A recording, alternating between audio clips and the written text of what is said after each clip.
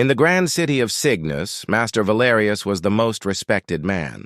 He was the chief archivist of the great library, a building that held, he claimed, all the knowledge in the world. Valerius had read every scroll, every map, and every theorem.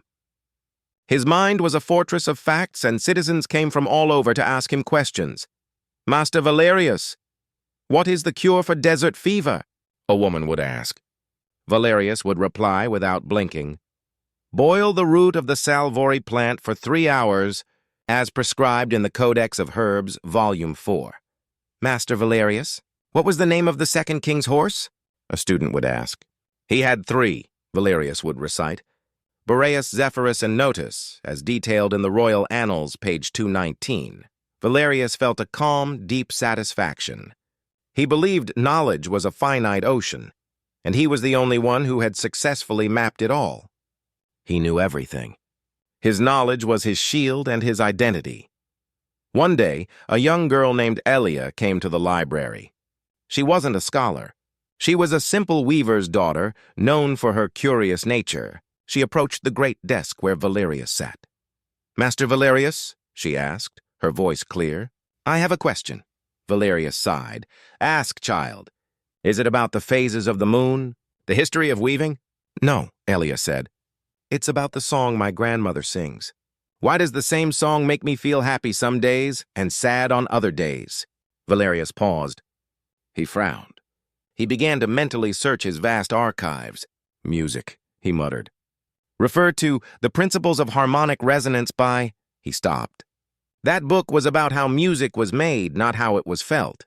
"Well?" Elia asked. "The emotional response to music is complex," Valerius said, stalling.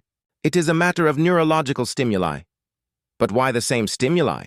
Why does it change?" Elia persisted. For the first time in his life, Valerius had to say, I do not have that specific answer. I must consult the archives. Come back tomorrow." For the next week, Valerius was a man possessed. He pulled scrolls on poetry, on human anatomy, on psychology, and on the history of music. He found descriptions of emotions. He found theories on memory. But he could not find a single, factual, verifiable answer to Elia's question. His fortress was breached. He couldn't eat. He couldn't sleep.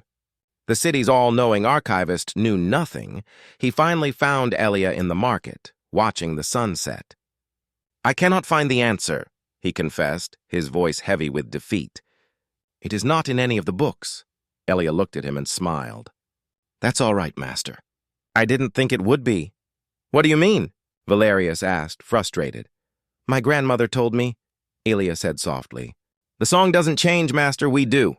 Some days we are full of memories and the song finds them. Other days we are just happy and the song joins in." Valerius stood stunned. Her answer was simple, human, and utterly true. It was an answer he could never have found in a book. He looked at his grand library, and for the first time, he didn't see a fortress of all knowledge. He saw a building full of descriptions. He had spent his life collecting the menu, while Elia had been eating the food. He realized his vast, perfect knowledge was just an illusion, a map that he had mistaken for the actual territory. "Elia," he said, his voice humbled, "I have read 10,000 scrolls, but today you have taught me something no book ever could." He returned to the library, not as the man who had all the answers, but as the man who was finally, truly ready to learn.